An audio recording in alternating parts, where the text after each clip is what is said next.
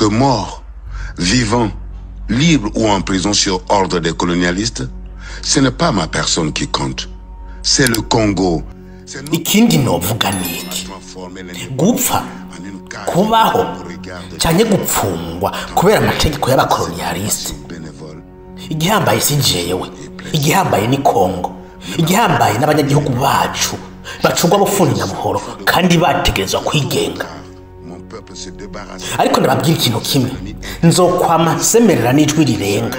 Ndazi neza ko byanka bikunda mon peuple, abantu banje abanyekongo bazohaguruka biyamirize bampema zuzuye badashaka ko Kongo yigenga, maze bongere basubize iteka n'icubahiro banyazwe, kandi byose bizoba riva. Aya amajambo ya Patrice Lumumba byose bitangura umunsi umwe, umunsi wari mubi cyane ku muryango wa Patrice Lumumba n'abanyekongo bose muri rusange. Uwo munsi hari kuwa kabiri ku itariki ya 17 z'ukwezi kwa mbere mu mwaka w'igihumbi kimwe n'amajana 961. Hari nyuma yuko abagojwe mu mabanga yo kumushikiranganje wa mbere azira kutumvikana na President Joseph Kasavubu ku mabuye y'agaciro ari mu ntara ya Katanga. Lumumba yashaka ko ayo mabuye y'agaciro canke ubutare bubu bw'abanyekongo mu gihe Kasavubu na Mobutu Sese Seko yararongoye ta Major General bashaka ko ubwo butare babusangira n'abakoroni b'ababirigi n'abanyamerika.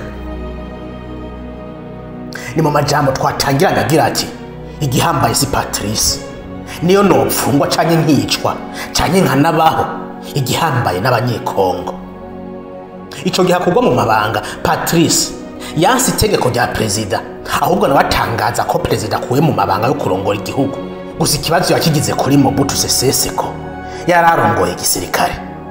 Mobutu Sese Seko yafatiye kuri ako kajagari acatembagaza ubutegetsi bw'abo bagabo babiri ku itariki 14 z'ukwicenda igihumbi kimwe n'amajana 960. Lumumba yamupfungishije cy'amaso inyuma yuko ajanwa mu ntara ya Katanga, ari naho yagandaguwe mu nyamaswa. Bamwisha urupfu rubi gushika naho ikiziga ciwe banagiturira. Kuri bo ndavuga ababirigi n'abanyamerika babifashijwemo na bampemuke ndamuke b'abanyekongo harimo Mobutu Sese Seko ntibipfuza ko Patrice abaho, kuko yashaka kubabuza kujya ku mukate Imana yahaye igihugu ca Kongo nk'impano, impano isumba izindi zose itigeze ikindi gihugu na kimwe cyo kwisi. Nivyo ubutunzi buri muri Kongo nta handi wo busanga keretse ugiye ku mubumbe wa Mars. Duhereye ku butare bwa Coltan, Kongo ifise ibice 80% vya reserve mondiale, no kuvuga Kongo yonyene ifise ibice 80%, ibindi bihugu bisigaye bikagabura ibice 20%. Kugira dutahura impamvu amakungu duhereye ku gihugu ca Zumwe za Amerika badashaka ko Kongo nk'amahoro, reka turabe ubu butare bwa Coltan ico bukoreshwa. Coltan ni ibuye rihambaye muri isi ya technology. Iri buye rifise ubutare bwitwa nobium na columbium, karahara mu ruganda ntibacura mu ikorwa ry'amatelefone n'amaordinateur. Mu bijanye na gisirikare, ubu butare bwifashishwa mu gukora amamoteri y'indege za gisirikare, amamisire n'ibindi. Ubu butare kandi burifashishwa mu buvuzi no mu bindi bisata bikomeye bituma bubu butare buronderwa kurusha ubundi ku isi. Ubu butare budahari, iyo telefone yawe ufise mu ntoke ishobora gukorwa. Hampandi y'ubu butare hari n'ubundi nka cobalt, cuivre, inzahabu, diamant n'ubundi. Ariko kugira ubutare buboneke hameneka amaraso menshi y'inzirakarengane. Iyo telefone yawe ufise mu ntoke urayibona isayangana, ariko menya ko yuzuye amaraso y'inzirakarengane z'abanyekongo bariko baragwa mu ntambara n'izindi ngaruka zayo ziterwa n'ubu butare. Muraba harimo abarenga miliyoni 5 bapfuye kuva mu ntambara kabiri ya Kongo yatanguye mu mwaka w'igihumbi kimwe n'amajana 998.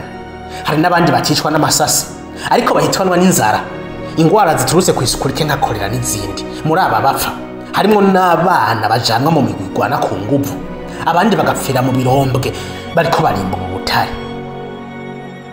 Amabakorerwa muri iki gihugu ntawe yadondagura ngo yaheze. Imigwi itwaje ibigwanisha irenga 100 iva mu bihugu bitandukanye. Ico bahuriye ko bose no gufata abakenyezi ku nguvu, bikongera umubabaro n'agahinda ku banyekongo, na cyane cyane ku gitsina gore. mu duce intambara yasesereje huzuye amabi menshi. Uretse inzara, abantu baho usanga bugarijwe n'indwara nka kolera, malariya, rujole, umugera wa sida n'izindi nyinshi, kandi ugasanga nta bushobozi bafise bwo kwivuza, uretse ko henshi atari amavuriro ahari. Mu ncamake, abarenga miliyoni 200 baramaze gukorwa ko n'iyi ntambara yo kugabangana amabuye y'agaciro muri iki gihugu, kandi ibiharuro biguma biduga buri munsi. Ngiye impamvu bizokomeza kugorana kugira Kongo ironka amahoro. Bizosaba ko Imana irungika Lumumba wa kabiri akaza kubakiza amagorwa barimo.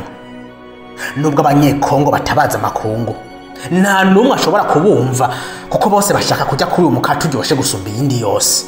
Abanyekongo nta kindi bashobora gukora atari kwifasha ubwabo nyene. Hari umugani ukomoka muri Afrika uvuga uti, when there is no enemy within, the enemy outside cannot harm us. Niba muri twebwe indani atamwansi arimo, umwasi wo hanze ntaco ashobora kutugira. Abansi ba Kongo bari mu banyekongo nyene. Nibaja hamwe bagafatana mu nda, umwansi wo hanze ya Kongo ntazoronka aho yinjirira.